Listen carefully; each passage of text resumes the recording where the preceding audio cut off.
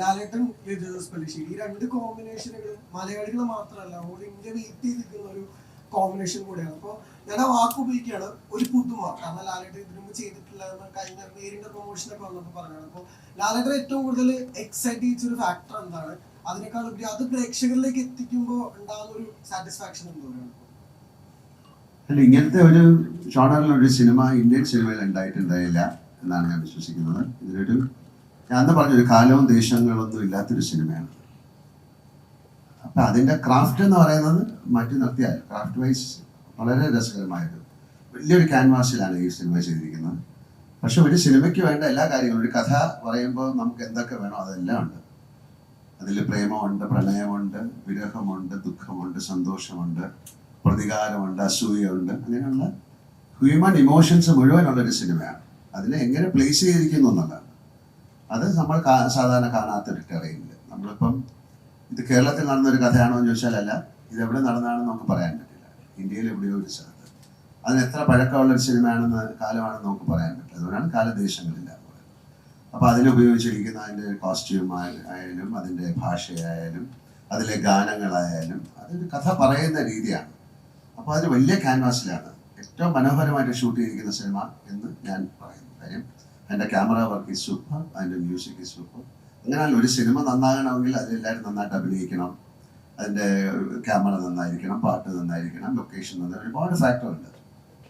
അതിലുപരി അതിനൊരു ഭാഗ്യവും വേണം. ആ ഭാഗ്യത്തിന് വേണ്ടിയിട്ടാണ് നമ്മൾ വെയിറ്റ് ചെയ്യുന്നത്. അല്ലാതെ സിനിമ എന്നുള്ള രീതിയിൽ എന്നെ സംബന്ധിച്ചുള്ള ആസ് ആൻ ആക്ടർ എനിക്ക് വളരെയധികം സംതൃപ്തി തരുന്ന ഒരു സിനിമയാണ്.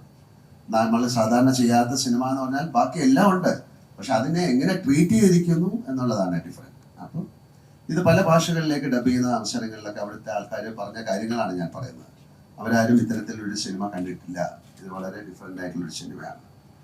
അപ്പോൾ എൻ്റെ അടുത്ത് ഈ കഥ പറയുന്ന സമയത്തും ഇതിങ്ങനെയാണ് ചെയ്യാൻ പോകുന്നത് പറയുന്ന സമയത്തൊക്കെയുള്ള ഒരു ആക്ടർ എന്നുള്ള രീതിയിൽ എൻ്റെ ഒരു എന്താണ് അതിലേക്ക് എടുത്തു ചാടിയത് അതുകൊണ്ടാണ്. പിന്നെ തീർച്ചയായിട്ടും വിജയ് എനിക്ക് എത്രയോ വർഷമായിട്ട് അറിയാവുന്നതാണ്. അദ്ദേഹത്തിൻ്റെ സിനിമകൾ ഞാൻ കണ്ടതാണ്. ഞങ്ങൾ ഇതിനു മുമ്പ് പല സിനിമകളെ കുറിച്ച് ഡിസ്കസ് ചെയ്തതാണ്. പക്ഷേ ഇങ്ങനെ ഒരു കഥ വന്നപ്പോൾ തീർച്ചയായും ഷിബു അതാണ് കൂടുതൽ ഇനിഷ്യേറ്റീവ് എടുത്ത് അങ്ങനെ ഒരു കഥ വന്നപ്പോൾ ഇതിൻ്റെ അകത്തൊരു പോസിബിലിറ്റി ഉണ്ട്. ഒരു വലിയ ക്യാൻവാസിലേക്ക് നമ്മൾ ചിന്തിച്ചതിനേക്കാളും വലിയ ക്യാൻവാസിലേക്ക് ആ ചിത്രം കൊണ്ടുപോകേണ്ടി വന്നു. കാര്യം അത് നമ്മൾ ഓരോ ഷൂട്ട് ചെയ്തപ്പോൾ അത്തരത്തിലാണ് അതിൽ ഉപയോഗിച്ചിരിക്കുന്ന ടെക്നിക്സ് ഒക്കെ അങ്ങനെയാണ്. ഇനി 25-ാം തീയതിയാണ് ഈ സിനിമ റിലീസാകുന്നത്. അതിന് ഭാഗ്യം ഉണ്ടാകട്ടെ. ആ ഭാഗ്യം കൂടെയാണ് ആ സിനിമയ്ക്ക് ഇനി വേണ്ടത്.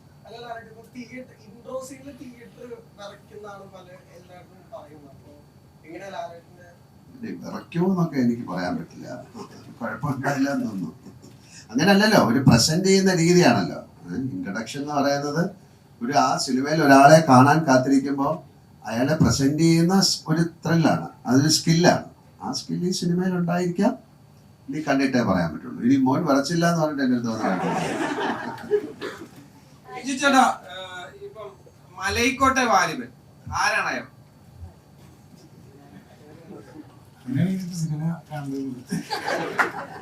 ഇപ്പം നമുക്കറിയാം, നൻപകൽ നേരത്ത് മയക്കത്തില് മമ്മൂട്ടി എന്നൊരു ആക്ടറിനെ എക്സ്പ്ലോർ ചെയ്യുന്ന ഒരു ചിത്രമായിരുന്നു നമ്മൾ കണ്ടത്.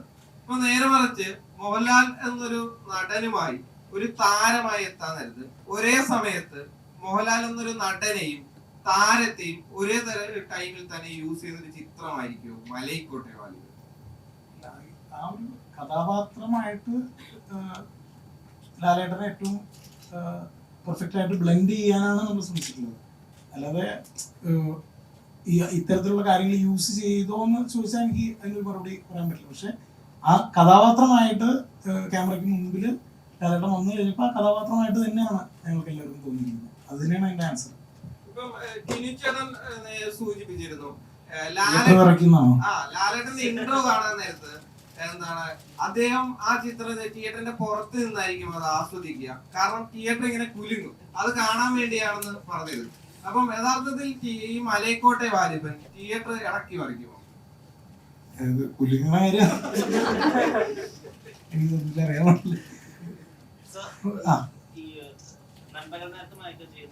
മമ്മൂക്ക എന്ന നടനെ അധികം ഒന്നും ഡയറക്റ്റ് ചെയ്യാതിരിക്കാനാണ് ശ്രമിച്ചത്, അധികം ഇൻസ്ട്രക്ഷൻസ് കൊടുക്കാതിരിക്കാനാണ് ശ്രമിച്ചത് എന്നാണ് പറയുന്നത്. മലൈക്കോട്ടെ വാലിബനിലേക്ക് വരുമ്പോൾ എപ്പോഴും ഇതുവരെ കരയാത്ത രീതിയിൽ കരയാനും ഇതുവരെ ചിരിക്കാത്ത ചിരികൾ മലയാളികൾക്ക് തരുന്ന ഒരു ആക്ടറാണ് ശ്രീ മോഹൻലാൽ. അദ്ദേഹത്തോടുള്ള അപ്രോച്ച് ആയത് അതിൽ നിന്ന് കുറച്ചുകൂടി വ്യത്യാസമായിരുന്നു ഇതിനകത്ത്. ഇതിലൊട്ടും തന്നെ ഞാൻ ഇൻസ്ട്രക്ഷൻസ് കൊടുത്തില്ല എന്നുള്ളതാണ്. എന്തൊക്കെ സർപ്രൈസുകളാണ് ഇതിൽ ഒളിപ്പിച്ച് വെച്ചേക്കുന്നത്? സർപ്രൈസ് അല്ലേ? ഇതൊരു ബാഹുബലി പോലെ ഇത് സെക്കൻഡ് ഹാഫ്, ഇനി വരാൻ പോകുന്നത് ഫസ്റ്റ് ഹാഫ്, അങ്ങനെയൊക്കെ ചില കാര്യങ്ങൾ കേൾക്കുന്നുണ്ട്. അങ്ങനെ അതിലെ എന്തെങ്കിലും സത്യമുണ്ട്? ഇതിന്റെ രണ്ട് ഭാഗങ്ങളായിട്ട് വരാൻ സാധ്യതയുണ്ട് എന്നൊക്കെ പറയുന്നുണ്ട്. അത്തരത്തിൽ പ്രേക്ഷകർക്ക് പ്രതീക്ഷിക്കാൻ കഴിയുന്ന രീതിയിൽ, നമ്മളോട് പങ്കുവെക്കാൻ കഴിയുന്ന രീതിയിലുള്ള സർപ്രൈസുകൾ ഉണ്ടോ? നിലവിലില്ല. സിനിമ ഇറങ്ങിക്കഴിഞ്ഞിട്ട് ഉറപ്പായിട്ടും നമുക്ക് പങ്കുവയ്ക്കാവുന്ന സർപ്രൈസസ് ഉണ്ടെന്ന് വിചാരിക്കാം. സെക്കൻഡ് ഭാഗം വരുന്നുണ്ടോ? ഓൾറെഡി പറയുന്നുണ്ട്. ഏതാണ്? ഓൾഡ് സെഞ്ചുറി ആണ് ഫിലിം എന്ന് ഓൾറെഡി പറയുന്നുണ്ട്. ആ. അപ്പൊ എന്തുകൊണ്ടാണ് ഡ്രാമാറ്റിക് ആണോ ഹിസ്റ്റോറിക്കൽ ആണോ എന്നുള്ള ജോണർ വിട്ട് പറയത്തില്ല റീസൺ? ഇല്ല, നമ്മള് ഓൾഡ് സെഞ്ചുറി ആണെന്ന് പറഞ്ഞിട്ടില്ല. ഇതൊരു എന്താണ്, നമ്മളൊരു കഥയാണ് പറയുന്നത്. കഥ എവിടെ അപ്പൊ വേണമെന്നുണ്ടെങ്കിലും സിനിമയുടെ നടക്കാം. ജോണർ എന്താണ്? അത് ജോണർലെസ് ആണ്. അതുകൊണ്ട് ജോണർ എടുത്ത് പറയാൻ പറ്റില്ല എന്ന് പറയുന്നത് അതുകൊണ്ടാണ്. നമ്മളൊരു ഒരു കെട്ടുകഥ, ഇപ്പോൾ നമ്മളൊരു അമർചിത്ര കഥ വായിക്കുന്നത് പോലെ ഒരു കഥയാണ്. അപ്പോൾ ആ കഥയ്ക്ക് നമ്മൾ അതൊരു ത്രില്ലറാണ്, അതൊരു ആക്ഷൻ ഫിലിമാണ് എന്ന് ഒരു ജോണർ സ്പെസിഫിക് ആക്കുക എന്നുള്ളതല്ല, ആ കഥ പറയുക എന്നുള്ളതാണ്. അതിനകത്ത് എന്തൊക്കെയുണ്ടോ അതിനകത്ത് അതല്ല, ആ ആവശ്യമുള്ളതെല്ലാം ഉണ്ട് എന്നുള്ളതാണ് എനിക്ക് പറയാൻ പറ്റുക. അതിനൊരു കാലം പറയുന്നില്ല. ഇപ്പോൾ നമുക്ക് പരിചയമുള്ള ഒരുപാട് എന്താണ് ഒരു ടൈമും ഒരു നമുക്ക് പരിചയമുള്ള കോസ്റ്റ്യൂംസ്, പല കാര്യങ്ങളും നമ്മൾ ഇതിനകത്ത് ബ്ലെൻഡ് ചെയ്യാൻ ശ്രമിച്ചിട്ടുണ്ട്. അതിൽ നിന്ന് നിങ്ങളാണ് വായിച്ചെടുക്കേണ്ടത് ഏത് കാലത്താണ് ഈ കഥ നടക്കുന്നത്. ഒരു കഥയാണ്, അപ്പൊ അത് ഉറപ്പായിട്ടും പറയാം. ലാലേട്ടാ, ഇപ്പം ശിവചേട്ടനൊക്കെ പറഞ്ഞ പോലെ പ്രതിഭയും പ്രതിഭാസവും നിങ്ങൾ രണ്ടുപേരും കൂടെ ഒന്നിക്കുകയാണ്. ഇതാണ് പ്രേക്ഷകർ ആകാംക്ഷയോട് കാത്തിരിക്കുന്നത്. ലിജോ എന്ന് പറയുന്ന സംവിധായകൻ വലിയ യൂണിവേഴ്സിറ്റിയാണ്. യൂണിവേഴ്സിറ്റി എന്ന് പറഞ്ഞാൽ ഏറ്റവും വലിയ സംവിധാനം നമ്മളൊക്കെ ആകാംക്ഷയോട് കാത്തിരിക്കുകയാണ് ഈ സിനിമ. ലാലേട്ടനെ സംബന്ധിച്ചോളം ലിജോ ചേട്ടനുമായിട്ട് കൂടുമ്പോൾ ഉണ്ടായിരുന്ന ഒരു ആശയക്കുഴപ്പങ്ങളോ അല്ലെങ്കിൽ ടെൻഷനോ ലൊക്കേഷൻ പോകുമ്പോൾ ലിജോ പറയുന്ന ഒരു ഫ്രെയിമുകൾക്ക് വ്യത്യാസമാണ്. അതെങ്ങനെയാണ് ലാലേട്ടൻ ഉൾക്കൊണ്ടുപോയത്? ലാലേട്ടൻ ശിവ പറഞ്ഞ പോലെ പ്രതിഭയും പ്രതിഭാസവും എന്നൊക്കെ ഉള്ളത് വിട്ടിട്ട് ഞാനും ഇദ്ദേഹം കൂടെ ചെയ്യുന്ന ഒരു സിനിമയായിട്ടാണ് ഞാൻ ഇതിനെ കാണുന്നത്. അത് നന്നായിരുന്നോ ഇല്ലയോ ഇതൊക്കെ ആ വാക്കുകളൊക്കെ പിന്നെ ഓരോരുത്തർക്ക് ഇഷ്ടം നിന്ന വാക്കുകളാണ്. അപ്പം അദ്ദേഹത്തിൻ്റെ സിനിമകൾ ഞാൻ കണ്ടിട്ടുണ്ട്, അദ്ദേഹത്തിന് എനിക്കറിയാം. അദ്ദേഹത്തിൻ്റെ ഫാദറുമായിട്ട് ഒരുപാട് സിനിമകൾ ഞാൻ ചെയ്തിട്ടുണ്ട്. അദ്ദേഹത്തിന് സിനിമയെ റെസ്പെക്ട് ചെയ്യുന്ന ഒരാളാണ്, സിനിമയിൽ ഭയങ്കര മാറ്റങ്ങൾ കൊണ്ടുവരാൻ ആഗ്രഹിക്കുന്ന ഒരാളാണ്. അദ്ദേഹത്തിൻ്റെതായൊരു സ്ഥാനമുണ്ട്. അപ്പം അങ്ങനെയുള്ള ഒരാളുടെ കഥയിലേക്ക് പോകുന്ന സമയത്ത് ആ കഥയിൽ വളരെയധികം പ്രത്യേകതയുണ്ട്. നേരത്തെ ചോദിച്ചാൽ ഇതിന് ഒരു എന്താണ് ഒരു സ്ഥലത്ത് നടന്നൊരു കഥ, ഒരു അമർചിത്ര കഥ എന്ന് പറഞ്ഞ പോലെയാണ് അല്ലേ. അപ്പം അതിൽ എങ്ങനെ വേണം എന്നുള്ളത് നമ്മൾ ആലോചിച്ചപ്പോൾ അതിൻ്റെതായിട്ടുള്ള ലൊക്കേഷനുകള്, കോസ്റ്റ്യൂമ്, കാര്യങ്ങള് എല്ലാം ഇപ്പോഴാണല്ലോ ഒരു കഥാപാത്രമായി മാറുന്നത്. അങ്ങനെ മാറിയപ്പോൾ ഉണ്ടാകുന്ന ചില കൺഫ്യൂഷൻ ചിലപ്പോൾ ഉണ്ടാകാം. അതൊക്കെ അദ്ദേഹം അത് നമുക്ക് സോൾവ് ചെയ്ത് തരും. നമുക്ക് സംശയങ്ങൾ തീർച്ചയായിട്ടും ഉണ്ടാവുമല്ലോ. അപ്പോൾ ആ സംശയങ്ങളൊക്കെ ദൂരീകരിച്ചുകൊണ്ട് തന്നെയാണ് ആ സിനിമ മുന്നോട്ട് പോയിരിക്കുന്നത്. അപ്പം അതിനെ ഒരു സിനിമയെ പിന്നെ എന്താണ് ഒരു വലിയ സിനിമയാക്കി മാറ്റുന്ന ഒരുപാട് ഘടകങ്ങളുണ്ടല്ലോ. അതിലൊക്കെ അദ്ദേഹം ശ്രദ്ധ ഊന്നിയിട്ടുണ്ട്. അതിൻ്റെ ക്യാമറ ആയാലും അതിൻ്റെ കോസ്റ്റ്യൂം ആയാലും അതിൻ്റെ മ്യൂസിക് ആയാലും റീറെക്കോർഡിംഗ് ആയാലും അതിൻ്റെ കാസ്റ്റിംഗ് ആയാലും ആ കാസ്റ്റിങ്ങിൽ തന്നെയാണ് ഞാനും ബന്ധപ്പെട്ടത്. അല്ലാതെ എനിക്ക് വേണ്ടി എഴുതിയ ഒരു കഥയല്ല, ഒരു കഥയിലേക്ക് എന്നെ അദ്ദേഹം കൊണ്ടുവരികയാണ്. ആരാണ് ചെയ്തത്? ചോദിച്ചോളൂ. ഇപ്പം മോഹൻലാൽ ലിജോ പല്ലിശ്ശേരി കൂട്ടുകെട്ടിനെ പറ്റി പറയുമ്പോൾ എല്ലാവരും എടുത്തു പറയുന്ന സിനിമ കാണാനിരിക്കുന്ന പോലെ തന്നെ എടുത്തു പറയുന്ന ഒരു കാര്യം, മോഹൻലാൽ പുതിയ കാല സംവിധായകരോടൊപ്പം പുതിയ പ്രമേയങ്ങളും പുതിയ രീതിയിൽ സിനിമ കാണുന്നവരോടൊപ്പം വരാൻ പോകുന്നതിന്റെ തുടക്കമായിരിക്കാം മലൈക്കോട്ടെ വാലിബൻ എന്ന് പറയുന്നുണ്ട്. ആ രീതിയിലേക്ക് പുതിയ കഥയല്ല, പഴയ കഥയാണ്. അതായിരിക്കാം. പക്ഷെ എന്നാലും പുതിയ രീതിയിൽ സിനിമ സമീപിച്ച ഒരാളാണ് അദ്ദേഹം. അതിലേക്ക് നമ്മളും ബ്ലെൻഡായി എന്നുള്ളതാണ്. അതായത് ഈ കമന്റിന് ഇതൊരു തുടക്കമായി അങ്ങനെയൊന്നും പറയാൻ പറ്റില്ല. ഇപ്പൊ അടുത്ത സിനിമ ഇത് കഴിഞ്ഞിട്ട് വേറെ സിനിമ ചെയ്തിട്ട് നിങ്ങൾ പറഞ്ഞില്ലേ നിങ്ങൾ തുടക്കമാണ്, അങ്ങനെയല്ല. അങ്ങനെ ഒരു സിനിമ വന്നപ്പോൾ എനിക്കത് ചെയ്യാൻ പറ്റി. വളരെ ഡിഫറെന്റ് ആയിട്ടുള്ളൊരു സിനിമ വന്നു കഴിഞ്ഞാൽ ചെയ്യും. നമുക്കും കൂടെ താല്പര്യം പറഞ്ഞല്ലോ. ഇപ്പൊ നമ്മളോട് പലരും ഒരു കഥ വന്ന് പറഞ്ഞിട്ട് അത് ഇഷ്ടമായില്ലെന്ന് പറഞ്ഞാൽ ദേഷ്യപ്പെട്ടിട്ട് കാര്യമില്ല. നമുക്കൂടെ ഇഷ്ടം, നമുക്ക് തെറ്റുകൾ പറ്റാം. നമ്മൾ ചില തിരഞ്ഞെടുക്കുന്ന കഥകൾ ശരിയായി എന്നില്ല. പക്ഷേ ചില കഥകൾ വളരെയധികം നമ്മളെ എക്സൈറ്റ്മെന്റ് ഉണ്ടാക്കും. അത്തരത്തിൽ എക്സൈറ്റ്മെന്റ് ഉണ്ടാക്കിയ ഒരു സിനിമയാണിത്. പിന്നെ അവിടെ ചെല്ലുമ്പോൾ ആ സിനിമ വീണ്ടും വളരെയധികം നന്നായിട്ട് ഗ്രോ ചെയ്യുമ്പോൾ നമ്മളും അതിലേക്ക് അറിഞ്ഞോ അറിയാതെയോ പെട്ടുപോവുകയാണ്. അപ്പം ആ ഒരു പെടൽ അത് വളരെ ബ്യൂട്ടിഫുൾ ആയിരുന്നു. അപ്പം അതുകൊണ്ട് ഒരു നല്ല സിനിമയാകും. അതുകൊണ്ട് ഇനി വരുന്നതെല്ലാം മറ്റേ മലൈക്കോട്ട വാലിബൻ പോലെയുള്ള സിനിമയാണെന്ന് പറയാൻ പറ്റില്ല. ആസ് ആൻ ആക്ടർ എനിക്ക് കഥാപാത്രങ്ങൾ കിട്ടുക എന്ന് പറയുന്നത് ഒരു ഭാഗ്യമാണ്. അല്ല ഞാൻ നാളെ എണീറ്റ് മലൈക്കോട്ട വാലിബൻ എന്നൊരു സിനിമ ചെയ്യണം എന്ന് ആഗ്രഹിച്ചാൽ പറ്റില്ലല്ലോ. It has to come to me. അതാണ് ആക്ടേഴ്സ് എന്ന് പറയുന്നത്. നമുക്ക് ചോയ്സ് ഒന്നുമില്ല, നമുക്ക് വരുന്നത് ചെയ്യണം. പക്ഷെ അതിൽ നമുക്ക് വളരെ നല്ല രസകരമായിട്ടുള്ള സിനിമകൾ വരിക എന്ന് പറയുന്നത് ആക്ടറിനെ സംബന്ധിച്ചിടത്തോളം ഭാഗ്യമാണ്. അപ്പോൾ ആ ഒരു ഭാഗ്യമായിട്ടാണ് ഞാൻ ഈ സിനിമയെ കാണുന്നത്. ഇപ്പം PS റഫീഖിന്റെ കൂടെയുള്ള മൂന്നാമത്തെ സിനിമയാണ്. ഇപ്പം നായകനാണെങ്കിലും അമ്മേനാണെങ്കിലും അതിനകത്തൊരു മിത്ത് അല്ലെങ്കിൽ വളരെ റിയാലിറ്റിയിലെ ഒരു മിത്ത് കലർന്നുള്ള പ്രസന്റേഷൻസ് ആണ് ഈ രണ്ട് സിനിമയിലും ഉണ്ടായിരുന്നത്. മൂന്നാമത്തെ സിനിമയിലും അങ്ങനെ ഒരു ഫോക്ലോർ, നമുക്കിപ്പോൾ വാലിബന്റെ ഫസ്റ്റ് പോസ്റ്ററിൽ തന്നെ ഒരു കാലിന്റെ വലുപ്പവും ഒക്കെ വരുന്നത് ഉണ്ടായിരുന്നു. അപ്പോൾ ഈ PS റഫീഖും ലിജോ പല്ലിശ്ശേരിയും കൂടുമ്പോൾ നിങ്ങളുടെ ഈ മിത്ത് എലമെന്റുകൾ ഇങ്ങനെ ആവർത്തിച്ചു വരാനുള്ള ഒരു കാരണം എന്താണ്? രണ്ടുപേർക്കും പറയാം. ഞങ്ങൾ അത്തരം കഥകളിൽ ഒരുപാട് ഭ്രമിക്കുന്ന ആൾക്കാരാണ്. അത്തരം കഥകൾ കേൾക്കാനും സംസാരിക്കാനും ചർച്ച ചെയ്യാനും കൂടുതൽ ഇഷ്ടപ്പെടുന്ന ആളുകളാണ്. അപ്പോൾ റഫീഖിന്റെ ഏറ്റവും സ്ട്രോങ് പോയിന്റ് എന്ന് പറയുന്നത് റഫീഖിന്റെ വൊക്കാബുലറി, റഫീഖ് എഴുതുന്ന വരികൾ. ഇപ്പോൾ ഇതിനകത്ത് 3-4 പാട്ടുകളുടെ ഒറിജിനൽ കമ്പോസിഷൻ എന്ന് പറയുന്നത് റഫീഖിൻ്റെയാണ്. പിന്നെ അതിൽ മ്യൂസിക് പ്രോഗ്രാമിങ്ങും അറേഞ്ച്മെന്റുമാണ് പ്രശാന്തിന്റെ ഇൻവോൾവ്മെന്റിലുള്ളത്. അപ്പോൾ പാട്ടുകളും തിരക്കഥയും അതിലെ സംഭാഷണവും ഒക്കെ നമുക്ക് ഒരു വിശ്വസനീയമായ തരത്തിലുള്ള ഭാഷ ഉപയോഗിക്കേണ്ട ഒരു ആവശ്യമുണ്ടായിരുന്നു. അപ്പൊ അത്തരത്തില് ഒരാളെ എനിക്ക് ഏറ്റവും അടുത്ത് പരിചയമുള്ള, എനിക്ക് ഏറ്റവും അടുത്ത് ഇടപഴകി അത് മെറ്റീരിയലൈസ് ചെയ്യാൻ പറ്റുന്ന ഒരാളാണ് റഫീഖ്. അതുകൊണ്ട് തന്നെ പുള്ളി ഒരുമിച്ച് ഇതിനെപ്പറ്റി ഇതിൽ വർക്ക് ചെയ്തു എന്നുള്ളതാണ് എനിക്ക് പറയാൻ പറ്റും. മോഹൻലാൽ സർ,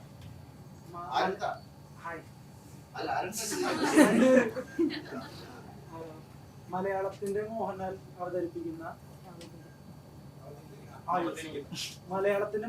അവതരിപ്പിക്കുന്ന ലിജോ ജോസ് പെല്ലിശ്ശേരി സിനിമ മലൈക്കോട്ടെ വാലിബൻ. ഇത് കേൾക്കുമ്പോൾ തന്നെ നല്ലൊരു പഞ്ചാണ്, രോമാഞ്ചം എന്നൊക്കെ പറയും. അപ്പോൾ ഇറ്റ് സെൽഫ് നിങ്ങൾ രണ്ടുപേരും 2 ബ്രാൻഡ് സെറ്റ് ചെയ്ത് വെച്ചിട്ടുണ്ട് ത്രൂ ഔട്ട് ഈ കരിയറിൽ. അത് പ്രേക്ഷകർക്ക് കൊടുക്കുന്നത് ഒരു വലിയ ഹൈപ്പാണ്. സോ പോസ്റ്ററിലും ആ ഹൈപ്പ് ഹൈലൈറ്റ് ചെയ്തിട്ട് തന്നെയാണ് അണിയറ പ്രവർത്തകരും ചെയ്തിട്ടുണ്ടാവുക. അപ്പോൾ ഈ സിനിമയിൽ അണിയറ പ്രവർത്തകർക്കുള്ളൊരു വലിയ വിശ്വാസമാണ് ഈ ഹൈപ്പ് ഇറ്റ് സെൽഫ് ക്രിയേറ്റ് അവർ ചെയ്യുമ്പോൾ നമുക്ക് മനസ്സിലാവുന്നത്. ഇപ്പോൾ ഹൈപ്പ് ക്രിയേറ്റ് ചെയ്തിട്ട് വലിയ പ്രതീക്ഷയിൽ വന്നിട്ട് പാളിപ്പോയ സിനിമകളിൽ പ്രേക്ഷകർ ഇത്ര ഹൈപ്പ് വിചാരിച്ചതാണ് പ്രശ്നമെന്നൊക്കെ പറഞ്ഞ് കുറ്റപ്പെടുത്തി കേട്ടിട്ടുണ്ട്. പക്ഷെ ഈ സിനിമയ്ക്ക് ഇത്ര ഹൈപ്പ് ഉണ്ട്. അപ്പൊ ഈ ഹൈപ്പിനെ എങ്ങനെയാണ് നോക്കി കാണുന്നത് എന്നുള്ളതാണ് എൻ്റെ ചോദ്യം. അതായത് ഹൈപ്പ് എന്ന് പറയുന്ന ഒരു സംഗതി, ഇപ്പോൾ നമ്മൾ ഓരോ ഇപ്പോൾ ഒരു പോസ്റ്റർ ഇറക്കുന്നു അല്ലെങ്കിൽ ഒരു ടീസർ ഇറക്കുന്നു, അപ്പൊ അതിന്റെ ചുറ്റുപാടും ഉണ്ടാവുന്ന ആ സിനിമയെ സംബന്ധിച്ച ചർച്ചകളും അതിനെക്കുറിച്ചുള്ള ഹൈപ്പുമാണ് നിങ്ങൾ സംസാരിക്കുന്നത്. പക്ഷെ ഞാൻ പറയുന്നത് നമ്മളൊരു സിനിമ ഉണ്ടാക്കിയിട്ട് അതിനെക്കുറിച്ച് അതെങ്ങനെയാണോ എക്സ്പ്രസ് ചെയ്യേണ്ടത് അതാണ് നമ്മൾ വെളിയിൽ വിടാൻ ശ്രമിക്കുന്നത്. അപ്പൊ അതിന് നോർമലി ഉണ്ടാവുന്ന ഹൈപ്പ് അതിന് ഞങ്ങൾ എത്ര തടഞ്ഞു വെച്ചാലും അതിന് ഉണ്ടാകും. അപ്പൊ അത് ഓക്കെ, ഞങ്ങൾ ഹൈപ്പ് ക്രിയേറ്റ് ചെയ്യാൻ ഒരിക്കലും ഉദ്ദേശിക്കുന്നില്ല എന്ന് പറഞ്ഞുകൊണ്ട് നമുക്കൊന്നും ചെയ്യാൻ പറ്റില്ല. ഇത് നാച്ചുറലി വരുന്ന ഒരു കാര്യമാണ്. അത് ഇതുപോലൊരു സിനിമയെ സംബന്ധിച്ച് ആവശ്യമാണെന്ന് ഞാൻ കരുതുന്നു. കാരണം അതുപോലെ ഒരു തരത്തില് ആളുകൾ അതിലേക്ക് എത്തണം, തിയേറ്ററിലേക്ക് എത്തണം എന്ന് ഞങ്ങൾ ആഗ്രഹിക്കുന്നുണ്ട്. അതുകൊണ്ടാണ് അത് നിങ്ങൾ ആഗ്രഹിക്കുന്നുണ്ടെന്ന് ഇപ്പൊ പറയുന്നത് കേൾക്കുമ്പോൾ ഞാൻ വിശ്വസിക്കുന്നു. അപ്പൊ അത് തന്നെയാണ് ഹൈപ്പ്. അതോടൊപ്പം തന്നെ ഞാൻ അതിനൊരു മറുപടി പറഞ്ഞിട്ട് ആ ചോദ്യത്തിൽ തന്നെ ഉത്തരവുണ്ട്. മോഹൻലാലും ലിജോയും ചെയ്യുമ്പോൾ എന്താണ് പ്രോഡക്റ്റ് എന്നുള്ളത് ആ ഉത്തരവ് അതിനകത്ത് തന്നെയുണ്ട്. പിന്നെ ഹൈപ്പ് എന്ന് പറഞ്ഞ് നിങ്ങൾ ഏത് അർത്ഥത്തിലാണ് അതിനെ വീക്ഷിക്കുന്നത് എന്നുള്ളത് വ്യത്യസ്തമാണ്. പക്ഷെ അതിന്റെ ആ രണ്ടുപേരുടെയും സ്ട്രെങ്ത് എന്താണെന്നും എല്ലാം അറിയാം. അതെല്ലാം ഉൾപ്പെടുന്ന ഒരു പ്രോഡക്റ്റ് തന്നെയാണ് നമ്മുടെ മുമ്പിലേക്ക് വരുന്നത്. ഇതിനു മുമ്പ് മിസ്റ്റർ ശിവ പറഞ്ഞ പോലെ ഒരു തിയേറ്റർ എക്സ്പീരിയൻസ് ആണ് ഈ സിനിമ. തിയേറ്ററിൽ തന്നെ കാണേണ്ട ഒരു സിനിമയാണ്. കാര്യം ഞാനൊരു സിനിമ തിയേറ്ററിൽ കാണാൻ ഇഷ്ടപ്പെടുന്ന ആളാണ്. ഏത് സിനിമയായാലും സിനിമ പല മീഡിയത്തിൽ ഇപ്പോൾ കാണാം. പക്ഷെ ഞങ്ങൾക്ക് ഈ സിനിമ നിങ്ങൾ തിയേറ്ററിൽ പോയി കാണണമെന്നൊരു വാശിയും കൂടെ ഉണ്ട്. കാര്യം അതിന് വേണ്ടിയിട്ടാണ് ഈ 1 വർഷം ഞങ്ങൾ കഷ്ടപ്പെട്ടത് അല്ലേ. അത് നന്നാകാൻ സാധ്യതയുള്ളൊരു സിനിമ ആയതുകൊണ്ടാണ് അത്തരത്തിൽ വലിയൊരു ക്യാൻവാസിൽ ഇത്രയും ക്യാമറ വർക്ക് ആയാലും അതിൻ്റെ മ്യൂസിക് ആയാലും അതൊരു എക്സ്പീരിയൻസ് ആക്കി മാറ്റാൻ വേണ്ടിയിട്ട് തീർച്ചയായിട്ടും പല ഒരു പ്രൊഡക്ഷൻ നടക്കുമ്പോൾ നമ്മളൊരു പ്രോഡക്റ്റ് കൊടുക്കുമ്പോൾ എല്ലാത്തിനും അഡ്വർടൈസ്മെന്റ് എന്ന് പറയുന്ന സാധനമില്ലല്ലോ. അത് നന്നാകാം മോശമാകാം, പക്ഷെ അത് ആദ്യം വരുമ്പോൾ മോശം സിനിമ എന്ന് പറഞ്ഞാൽ നമുക്ക് ചെയ്യാൻ പറ്റില്ല. ഇതാ വരുന്ന ഒരു നല്ല സിനിമ എന്ന് പറഞ്ഞേ ചെയ്യാൻ പറ്റുള്ളൂ. ആ സിനിമയുടെ ജാതകം പിന്നെ എന്തായി മാറും എന്നുള്ളതല്ല. പക്ഷെ ഇതിൽ നമ്മൾ വിശ്വസിക്കുന്ന ഇതിൽ ഞങ്ങൾ ഇതെല്ലാം നന്നായിട്ട് ചെയ്തു എന്നുള്ളതാണ്. കാര്യം ഇതിൻ്റെ ഒരു പോസിബിലിറ്റി അത്രയാണ്.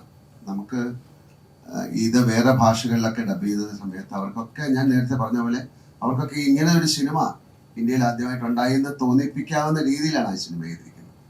ഇത് വലിയൊരു അവകാശവാദമൊന്നുമല്ല. നമ്മൾ വർക്ക് ചെയ്ത ഒരു ടെറയിലും കാര്യങ്ങളും അതിൻ്റെ മ്യൂസിക്കും നമ്മൾ കണ്ട സിനിമയും ഒക്കെ വരുമ്പോൾ നമുക്ക് തന്നെ സന്തോഷം തരുന്ന ഒരു സിനിമയാണ്. അപ്പോൾ തീർച്ചയായിട്ടും ആ ഹൈപ്പ്, പിന്നെ ഈ പ്രതീക്ഷ എന്താണെന്ന് നമുക്ക് പറയാൻ പറ്റില്ല. പ്രേക്ഷകന്റെ പ്രതീക്ഷ എന്താണെന്ന് അതൊരു അറിഞ്ഞുകൂടാത്തൊരു കാര്യമാണ്. ആ ഒരു പ്രതീക്ഷയുടെ കുറച്ച് താഴെ ആയാൽ പോലും സഹിക്കും. അതിൽ ഏറ്റവും താഴെ പോയി കഴിഞ്ഞാൽ അവർ സഹിക്കില്ല. പക്ഷെ ആ പ്രതീക്ഷ എന്താണെന്ന് അറിയില്ല. പക്ഷെ ഞങ്ങളുടെ പ്രതീക്ഷയിൽ ഈ സിനിമ നല്ല സിനിമയായിരിക്കും. അതുകൊണ്ട് മെസ്സേജ് ഇതാണ്, ഒരു മുൻവിധിയോടും കൂടി ഈ സിനിമയെ സമീപിക്കരുത്. തുറന്ന മനസ്സിൽ ഒരു തിയേറ്ററിക്കൽ എക്സ്പീരിയൻസുമായിട്ട് നിങ്ങൾ സാർ ഇവിടെയാണ്. നല്ലൊരു രാഷ്ട്രീയക്കാരനാണ്, മന്ത്രിയായിരുന്നിട്ടുണ്ട്. അതുകൊണ്ടാണ് തോറ്റിരിക്കുന്നത്. അല്ല, തോൽവിയും പരാജയവും സിനിമ പോലെ തന്നെയാണ്. രാഷ്ട്രീയവും തോൽവിയും പരാജയവും ഒരുപോലെയാണ്. പക്ഷെ ലിജോ ചേട്ടൻ്റെ അടുത്തോ ലാലേട്ടനോട് ചോദിച്ചാൽ ഒരു കാര്യങ്ങൾ കൃത്യമായിട്ട് ഈ സിനിമയെ കുറിച്ച് പറയാത്ത 2 കാര്യങ്ങൾ എൻ്റെ മനസ്സിലുണ്ട്. ഒന്നാമത്, ലിജോ ചേട്ടൻ എല്ലാം ഒളിച്ചു വെച്ചാണ് ഒരു സസ്പെൻസും പുറത്തു വിടില്ല. അത് എന്ത് കുത്തി ചോദിച്ചാലും പറയില്ല എന്നുള്ള 100% ഉറപ്പുള്ളതാണ്. നമുക്ക് ഇത് കണ്ട് കഴിയുമ്പോൾ നമുക്ക് ഇഷ്ടപ്പെട്ടു. രഹസ്യം പരസ്യമായിട്ടാണ് ചോദിക്കുന്നത്. എത്ര നാളുകൂടെ ഇങ്ങനെ ഒന്ന് ഇരിക്കണമെന്ന് ഞാൻ ആലോചിക്കുന്നത്. മമ്മൂക്കാട് പടമാണെങ്കിൽ പോയി ഇരിക്കാൻ പറ്റില്ല, ലാലേട്ടൻ്റെ പടത്തിനാണ് ഇവിടെ വന്നിരിക്കുന്നത്. ഈ പറഞ്ഞതുപോലെ നമുക്ക് ഇതിന്റെ ഒരു സെക്കൻഡ് പാർട്ട് വേണം എന്ന് നമ്മൾ അവകാശപ്പെടുകയാണ് തിയേറ്റർ സിനിമ കണ്ടതിന് ശേഷം. അത് പ്രൊഡ്യൂസർ തന്നെയാണ് വിചാരിക്കുന്നത്, പിന്നീടാണ് വരുന്നത്. അങ്ങനെ ഒരു അവകാശം ഉന്നയിച്ചാൽ ഷുബു എന്ന രാഷ്ട്രീയ പ്രവർത്തനം ഈ സിനിമാ പ്രവർത്തനം എന്ന് പറയും. എന്റെ രാഷ്ട്രീയ അനുഭവത്തിൽ നിന്ന് ഞാൻ ഒരു കാര്യം പറയാം. കള്ളം പറയല്ലെന്നേ ഉള്ളൂ, എല്ലാ സത്യവും വിളിച്ചു പറയണമെന്ന് നിങ്ങൾ പറഞ്ഞിട്ടില്ല. അതുകൊണ്ട് വ്യക്തമാക്കാൻ കഴിയുന്നില്ല. അതൊക്കെ അല്ലേ ഒരു സർപ്രൈസ് എന്ന് പറയുന്നത്. അതിപ്പോ നേരത്തെ മുൻകൂട്ടി പറഞ്ഞ പിന്നെ സർപ്രൈസ് ഉണ്ടോ? സിനിമ കണ്ടതിന് ശേഷം ആ ഒരു തീരുമാനത്തിലേക്ക് എത്താൻ പറ്റും ഒരിക്കലും. ചോദിച്ചതും അല്ല, അത് തന്നെയാണ് കണ്ടിട്ട് പറയാം. സെക്കൻഡ് പാർട്ട് വേണോ വേണ്ടോ അതെ, അല്ല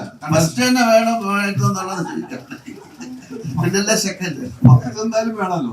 ഇതിന്റെ ഒരു കാര്യങ്ങൾ ചോദിക്കുകയാണ്. അല്ല, പരസ്യമായിട്ട് താങ്കൾ ചെയ്ത സിനിമകളല്ലോ നമുക്കറിയാം, അവാർഡ് മൂവി പോലെ ചെയ്യുന്നുണ്ട്. അത് ഫെസ്റ്റിവലിലാണെങ്കിലും ഹൗസ്ഫുൾ ആവുന്നു. ആ സിനിമകൾ തന്നെ തിയേറ്ററിലും വലിയ ഹൗസ്ഫുൾ ആവുന്നു. വലിയൊരു മാജിക്കാണ്. അത് പ്രേക്ഷകർ താങ്കൾക്ക് ഒരു സ്നേഹമാണ്, ഒരു ബഹുമാനമാണ്, ഒരു ആദരവാണ് എന്ന് ഞാൻ പറയുന്നു. മമ്മൂക്കയിൽ നിന്നും നേരെ ലാലേട്ടിലേക്ക് അതെന്താണ്? മമ്മൂക്ക കഴിഞ്ഞ് പറഞ്ഞ ലാലേട്ടൻ ഇങ്ങനെ ഒരു യാത്രയുണ്ട്. ഈ മാജിക്കുകൾ എങ്ങനെയാണ് സംഭവിക്കുന്നത്? പ്ലാൻ ചെയ്തിട്ടുണ്ടായിരുന്നു. അങ്ങനെയല്ല, ഇതെല്ലാം ഇത് ഇപ്പോ ഷിവചായന്റെ അടുത്ത് ചോദിച്ചറിയാം. ഇത് ഇങ്ങനൊരു സിനിമ നമ്മൾ പ്ലാൻ ചെയ്ത ഒരു സിനിമ പോലും അല്ല. അത് ആ സമയത്ത് രൂപപ്പെട്ട് എല്ലാം കറക്റ്റായിട്ട് വന്ന് ഭവിക്കാന്ന് പറയില്ലേ, അതുപോലെ സംഭവിച്ചൊരു സിനിമയാണ്. അപ്പൊ അതുകൊണ്ട് തന്നെ അതൊരു ഓർഗാനിക്കലി നടക്കേണ്ട ഒരു പ്രൊജക്ട് തന്നെയായിരുന്നു തന്നെയാണ് ഞാൻ വിചാരിക്കുന്നത്. അല്ലാതെ അത് പ്ലാൻഡ് ആയിട്ട് ചെയ്തതല്ല. എല്ലാ ചിത്രങ്ങളിലും ഒരു എക്സ്പെരിമെന്റൽ ഒരു ആസ്പെക്റ്റും കൂടെ ഉണ്ടാവും. ഈ മലയക്കോട്ടെ വാലിബനെയും അത്തരത്തിൽ തന്നെയാണോ? കുറച്ച് ഒളിപ്പിച്ചു വെച്ചിട്ടുണ്ട്. ഒരു പാറ്റേൺ ഫോളോ ചെയ്യുകയാണെങ്കിൽ അവരുടെ ക്രിയേറ്റിവിറ്റി ഒന്നിനൊന്നും സാമ്യം തോന്നാത്ത രീതിയിലാണ് ഓരോ ചിത്രങ്ങളും. അതെല്ലാം തന്നെ മലയാള സിനിമയിൽ വലിയൊരു മാർക്ക് ഉണ്ടാക്കിയിട്ടുണ്ട്.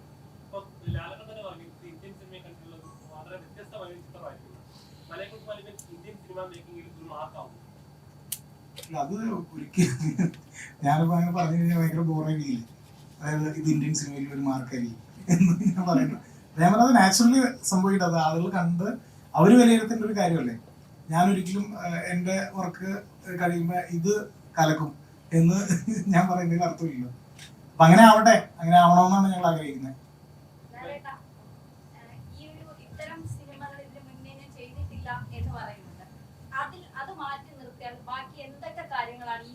ചെയ്യണം എന്ന് തോന്നിപ്പിച്ചത്? ഞാൻ ഇതൊരു ഇത്തരം എന്ന് പറഞ്ഞാൽ ഈ ഒരു ടെറൈന്, ഈ ഒരു കോസ്റ്റ്യൂം, ഈ ഒരു പ്രസന്റേഷന് അങ്ങനെയാണല്ലോ കഥ. ഈ കഥ ലോകത്ത് എല്ലായിടത്തും വന്ന കഥ തന്നെ ആയിരിക്കാം അല്ലേ? ഞാൻ നേരത്തെ പറഞ്ഞ പോലെ ഇതിലെല്ലാ ഹ്യൂമൻ ഇമോഷൻസ് ഉള്ള ഒരു സിനിമയാണ് അല്ലെ? മലയക്കോട്ടെ വാലിബൻ എന്ന് പറഞ്ഞാൽ ആ സിനിമ കാണുമ്പോൾ തന്നെ അറിയാം അദ്ദേഹം എന്താണ്, ഒരു യോദ്ധാവാണ് എന്ന് നിങ്ങൾക്ക് വേണമെങ്കിൽ ആലോചിക്കാം. എല്ലാവിധ ഇമോഷൻസ് ഉള്ളൊരു സിനിമയാണ്. അതിലെങ്ങനെ പ്രസന്റ് ചെയ്തിരിക്കുന്നു എന്നുള്ളതിലാണ് അതിൻ്റെ സർപ്രൈസ്. പിന്നെ തീർച്ചയായിട്ടും അതിൽ അദ്ദേഹത്തിൻ്റെ എല്ലാ സിനിമകളിലും അതിൻ്റെ ക്ലൈമാക്സ് എന്ന് പറയുന്നത് നമ്മൾ പ്രതീക്ഷിക്കുന്ന പോലെ ആയിരിക്കില്ല. പ്രേക്ഷകൻ ഒരുപക്ഷെ പ്രതീക്ഷിക്കാത്ത തരത്തിലൊരു കാര്യം വരുമ്പോഴാണല്ലോ അതിനൊരു ഡിഫറൻസ് ഉണ്ടാകുന്നത്. ഈ ചിത്രത്തിലും അതുപോലെ ഒരു ഡിഫറൻസ് ഉണ്ടാകാം, ഇല്ലാതാകാം. അതാണ്. അപ്പം അത് ഞങ്ങൾക്ക് മാത്രം അറിയാവുന്നൊരു കാര്യമാണ്. അതിപ്പോൾ അങ്ങനെ പെട്ടെന്ന് പറയാൻ പറ്റില്ല. കാര്യം ഇതെല്ലാം പറഞ്ഞിട്ട് അയ്യോ ഇതായിരുന്നോ എന്ന് ചോദിക്കാൻ പാടില്ലല്ലോ. നിങ്ങളും കൂടെ ഷെയർ ചെയ്യണമല്ലോ. നിങ്ങളും പിന്നെ ഈ എൻ്റെ മുമ്പിൽ ഇരിക്കുന്ന ഓരോരുത്തരും ആ സിനിമയെ കാണുന്ന ഓരോ തരത്തിലാണ്. ഞാൻ കാണുന്ന പോലെ അല്ലല്ലോ നിങ്ങളൊരു സിനിമ കാണുന്നത്. അപ്പം നിങ്ങളാണ് അതിൻ്റെ അഭിപ്രായം പറയേണ്ടത്. ഞങ്ങളൊരു വർഷം കുറച്ച് ആൾക്കാർ ചേർന്ന് ഒരു കാര്യം നിങ്ങളുടെ മുമ്പിലേക്ക് തരികയാണ്. എന്നിട്ട് ഞങ്ങൾ പറയുന്നു ഇത് നല്ല കാര്യമാണ്. അത് ഞങ്ങളെ വിശ്വസിച്ച് നിങ്ങൾ കണ്ടിട്ട് അത് നിങ്ങൾക്ക് ഇഷ്ടമായില്ലെങ്കിൽ അത് മോശം എന്ന് പറയും. പക്ഷേ 1000 പേരിൽ 800 പേർക്കും ഇഷ്ടമായാൽ അത് വളരെ നല്ല കാര്യമാണ്. അങ്ങനെ 800 പേർക്കും ഇഷ്ടമാകട്ടെ എന്നൊരു പ്രാർത്ഥനയോട് കൂടിയാണ് ഞങ്ങൾ ഈ സിനിമ നിങ്ങൾക്ക് തരുന്നത്. സമയപരിധി തന്നെ നമ്മളുടെ പ്രസ് മീറ്റ് നമ്മളിവിടെ കൺക്ലൂഡ് ചെയ്യുകയാണ്. അപ്പം ഏറ്റവും സന്തോഷത്തോടു കൂടി തന്നെ സഹകരിച്ച് നമ്മളുടെ എൻറ്റയർ ടീമിനും അതുപോലൊപ്പം തന്നെ മീഡിയ പ്രവർത്തകർക്കും ഈ ഒരു അവസരത്തിൽ ഞാൻ നന്ദി അറിയിച്ചു.